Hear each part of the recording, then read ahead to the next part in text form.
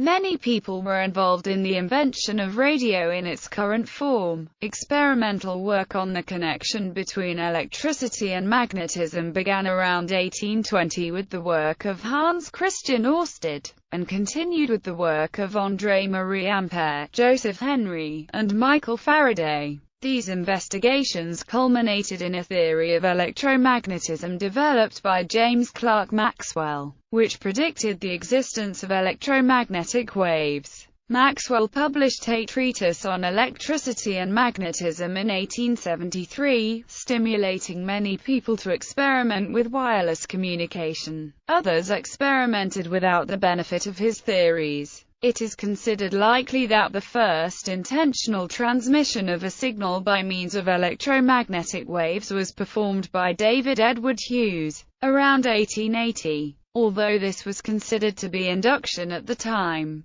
The first systematic and unequivocal transmission of M-waves was performed by Heinrich Rudolf Hertz and described in papers published in 1887 and 1890. Hertz famously considered these results as being of little practical value. After Hertz's work, many people were involved in further development of the electronic components and methods to improve the transmission and detection of electromagnetic waves. Around the turn of the 20th century, Guglielmo Marconi developed the first apparatus for long-distance radio communication. On the 23rd of December 1900, Reginald A. Fessenden became the first person to send audio by means of electromagnetic waves, successfully transmitting over a distance of about 1.6 kilometers. And 6 years later, on Christmas Eve 1906, he became the first person to make a public radio broadcast.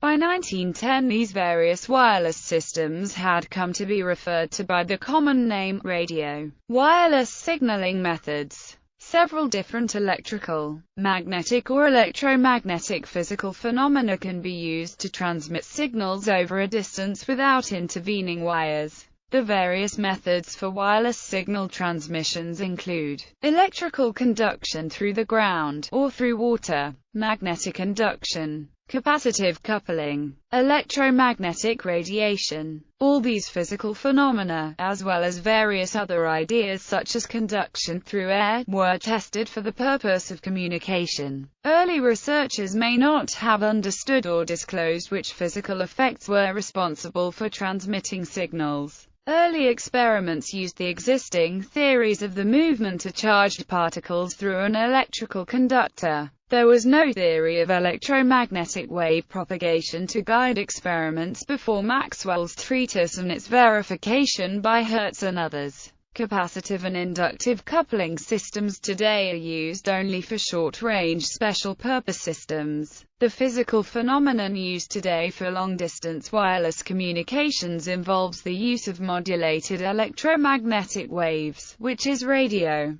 Theory of electromagnetism. Various scientists propose that electricity and magnetism were linked. Around 1800, Alessandro Volta developed the first means of producing an electric current. In 1802, Gian Domenico Romagnosi may have suggested a relationship between electricity and magnetism, but his reports went unnoticed. In 1820, Hans Christian Ørsted performed a simple and today widely known experiment on electric current and magnetism. He demonstrated that a wire carrying a current could deflect a magnetized compass needle. Ørsted's work influenced André-Marie Ampère to produce a theory of electromagnetism. Several scientists speculated that light might be connected with electricity or magnetism. In 1831, Michael Faraday began a series of experiments in which he discovered electromagnetic induction. The relation was mathematically modeled by Faraday's law, which subsequently became one of the four Maxwell equations. Faraday proposed that electromagnetic forces extended into the empty space around the conductor, but did not complete his work involving that proposal. In 1846, Michael Faraday speculated that light was a wave disturbance in a force field, expanding upon a series of experiments by Félix Savary.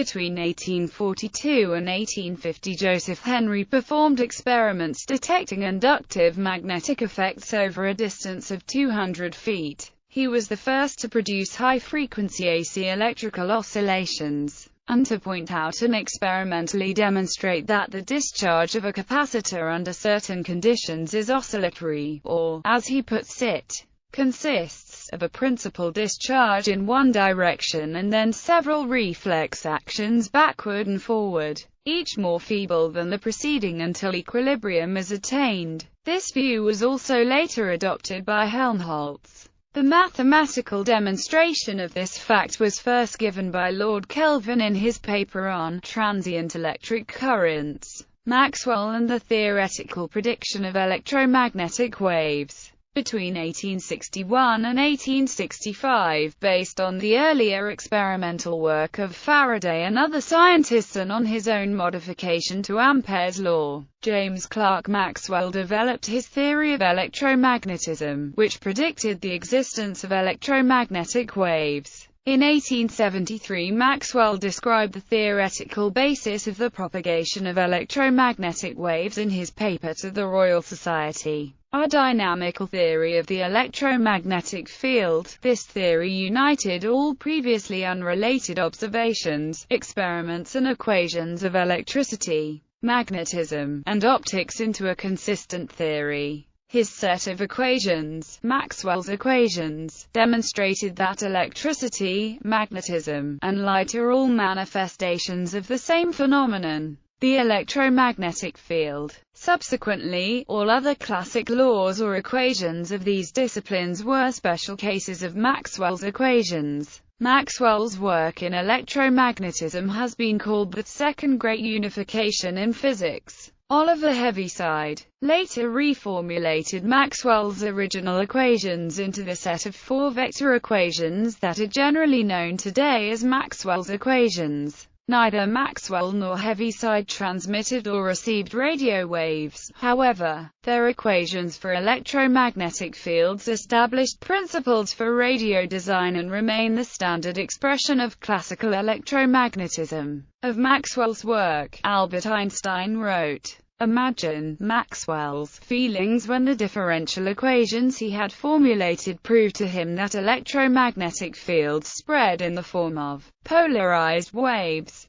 and at the speed of light. To few men in the world has such an experience been vouchsafed." It took physicists some decades to grasp the full significance of Maxwell's discovery. So bold was the leap that his genius forced upon the conceptions of his fellow workers. Other physicists were equally impressed with Maxwell's work, such as Richard Feynman, who commented, "From a long view of the history of the world, seen from, say, 10,000 years from now, there can be little doubt that the most significant event of the 19th century will be judged as Maxwell's discovery of the laws of electromagnetism. The American Civil War will pale into provincial insignificance in comparison with this important scientific event of the same decade. Early attempts at wireless communication, wireless telegraphy before the discovery of electromagnetic waves and the development of radio communication. There were many wireless telegraph systems proposed or tried out.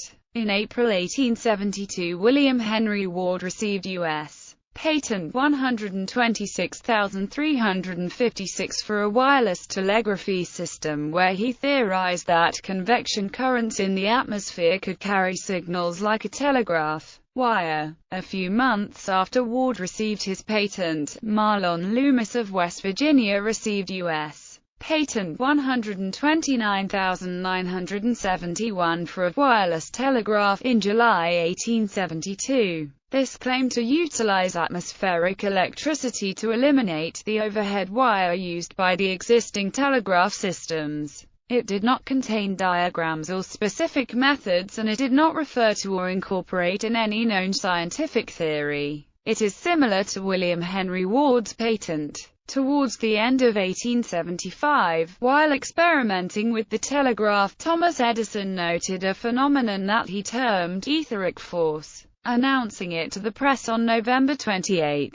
He abandoned this research when Elihu Thomson, among others, ridiculed the idea. The idea was not based on the electromagnetic waves described by Maxwell. In 1885, Edison took out U.S. Patent 465,971 on a system of electrical wireless communication between ships. The patent, however, was based on the mutual inductively coupled or magnetically coupled communication, an alternative form of wireless telephony as recorded in 4 patents for the photophone, invented jointly by Alexander Graham Bell and Charles Sumner Tainter in 1880. The photophone allowed for the transmission of sound on a beam of light, and on June 3, 1880, Bell and Tainter transmitted the world's first wireless telephone message on their newly invented form of telecommunication. Nathan Stubblefield claimed to have developed radio between 1885 and 1892, but his devices seem to have worked by induction transmission rather than radio transmission. Experiments and proposals. Bernd Wilhelm Feddersen, a German physicist, in 1859, as a private scholar in Leipzig, succeeded in experiments with the Leyden jar to prove that electric sparks were composed of damped oscillations. In 1870, the German physicist Wilhelm von Bezold discovered and demonstrated the fact that the advancing and reflected oscillations produced in conductors by a capacited discharge gave rise to interference phenomena. Professors Elihu Thomson and E. J. Houston in 1876 made a number of experiments and observations on high-frequency oscillatory discharges. In 1883, George Fitzgerald suggested at a British Association meeting that electromagnetic waves could be generated by the discharge of a capacitor, but the suggestion was not followed up, possibly because no means was known for detecting the waves. Hughes in 1879, the experimenter and inventor David Edward Hughes, working in London, discovered that a bad contact in a Bell telephone he was using in his experiments seemed to be sparking when he worked on a nearby induction balance. He developed an improved detector to pick up this unknown extra current based on his new microphone design, and developed a way to interrupt his induction balance to produce a series of sparks. By trial and error experiments, he eventually found he could pick up these aerial waves as he carried his telephone device down the street out to a range of 500 yards. On February 20, 1880, he demonstrated his technology to representatives of the Royal Society, including Thomas Henry Huxley, Sir George Gabriel Stokes,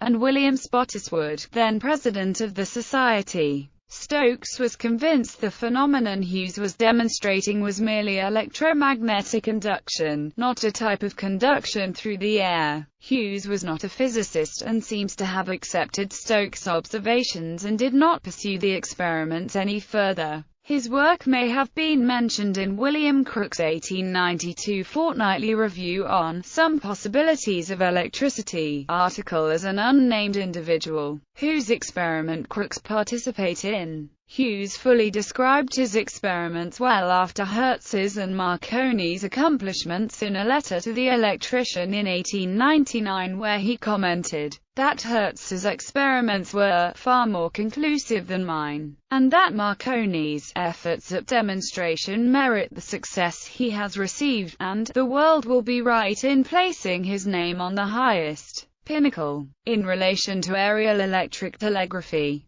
Hertz experimentally verifies Maxwell's theory. Between 1886 and 1888, Heinrich Rudolf Hertz studied Maxwell's theory and conducted scientific experiments that validated it.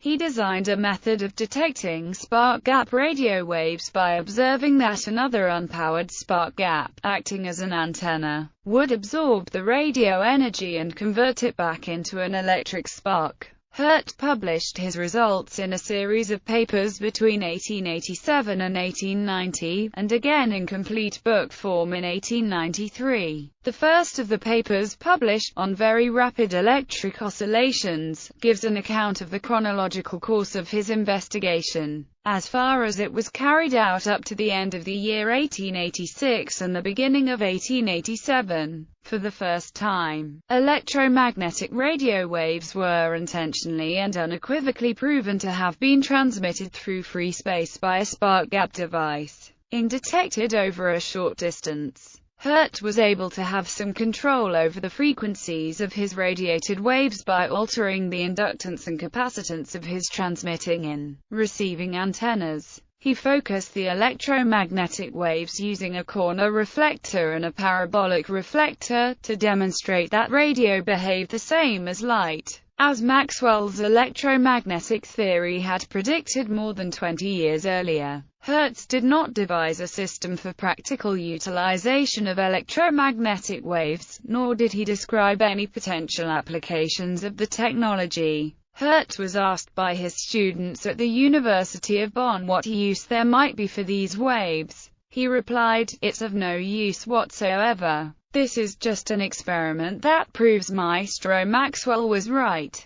We just have these mysterious electromagnetic waves that we cannot see with the naked eye, but they are there." Hertz died in 1894, and the art of radio wave communication was left to others to implement into a practical form. After Hertz's experiments, Sir William Crookes published an article in February 1892 in the Fortnightly Review on "Some Possibilities of Electricity," with his thoughts on possibility of wireless communication based on the research of Lodge and Hertz, and the American physicist Amos Emerson Dolbear brought similar attention to the idea.